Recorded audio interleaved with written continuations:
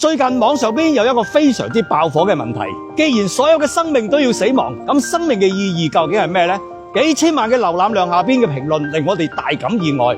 冇咩意義，只係為住活着。所以人生嘅意義究竟係咩呢？當我哋抬頭仰望星空嘅時候，不禁會諗到人活住到底係為咗乜嘢呢？從公元前221年秦朝建立直到而家，睇落漫長嘅2246年，其實亦只不過係小麥熟咗2246次。如果一個人嘅生命有70年，咁樣2246年亦只係32個人一生嘅生命接力。短短100幾十年，我哋不過係呢個世間匆匆嘅過客。明知以後會死，咁點解仲要努力咁樣活住呢？人活一輩子到底係為咗乜嘢呢？唔結婚晚年可能冇人陪伴，結咗婚亦都唔一定能夠活到晚年。唔搏命揾錢，冇錢養老；太搏命揾錢啦，又有可能都唔使養老啦。人生有啲路唔走唔甘心，走吧，可能一生都係傷。人生呢道題無論點樣選都會有遺憾，無論你點樣精心設計，都逃唔過命運嘅安排。活好當下，好好咁樣生活，盡人事聽天命，得之坦然，失之淡然，爭取必然，順其自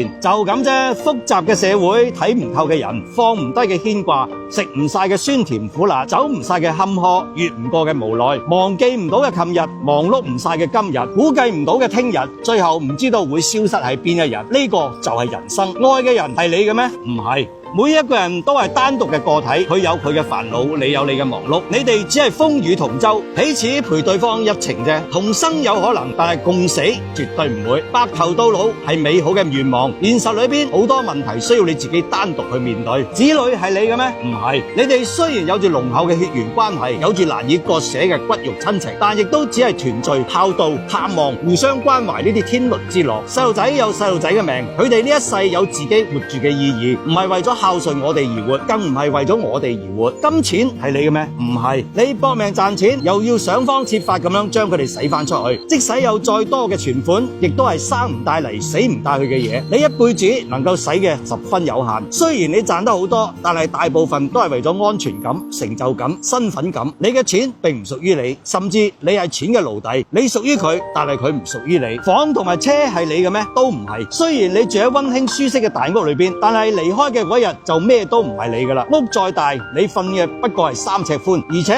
我哋仲要還房貸，一輩子俾佢拖累。再過冇幾年，我哋都會離開。對呢個世界嚟講，我哋變得無影無蹤。我哋奮鬥一生，帶唔走一草一木；我哋執着一生，帶唔走一絲愛恨情仇。今生無論貧賤富貴，總有一日都要走到盡頭。到咗嗰一日，驀然回首，我哋呢一生簡直形同虛設。咁樣究竟咩係你嘅呢？係你嘅身體。只有佢始終不離不棄，陪伴你嘅生命走完人生嘅全部歷程。除咗健康之外，我哋嘅心態就係你最大嘅財富。人生最大嘅錯誤係用健康換取身外之物，人生最大嘅悲哀係用生命換取個人嘅煩惱。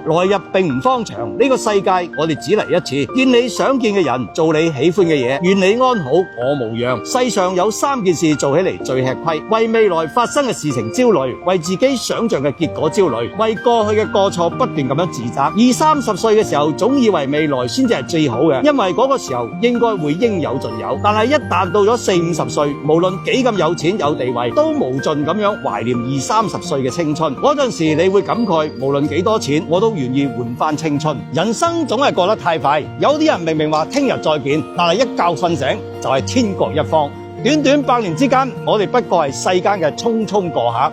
我哋睇落喺度追求緊幸福嘅路上邊，但係其實而家距離幸福卻越嚟越遠。當路上所有嘅人都眉頭緊皺、行色匆匆，你會發現我哋早就違背咗幸福嘅初衷，走上咗越加痛苦嘅道路。巨大嘅生活壓力壓到我哋冇任何喘息嘅機會，活住似乎就係為咗2個字：賺錢。從出生到返學到工作到結婚，再到組建家庭、養育後代，最後風光離去。其實諗下，我哋呢一生又曾經得到過咩呢？大部分人一輩子碌碌無為，但並唔代表無能；小部分人一輩子大富大貴，亦並唔代表幸福。一切都不過係慾望，一切都不過係虛幻。腰纏萬貫，你亦照樣同窮光大一樣，會撒手人寰；妻妾成群，你亦都唔一定能夠活得長過田裏邊嘅種田佬。我哋嚟到呢個地球，到此一遊，唔應該淪為慾望嘅奴隸，而係為咗快樂又健康咁樣活住。既然生命係有限期嘅，既然無論富貴定係平庸，都係活一日少一日，咁樣我哋就該活一日快樂一日。邊個影響咗我哋嘅心情，我哋就讓佢靠邊站，邊個俾我哋帶嚟咗痛苦，我哋就讓佢滾蛋。我哋只要做到生我哋嘅人照顧好，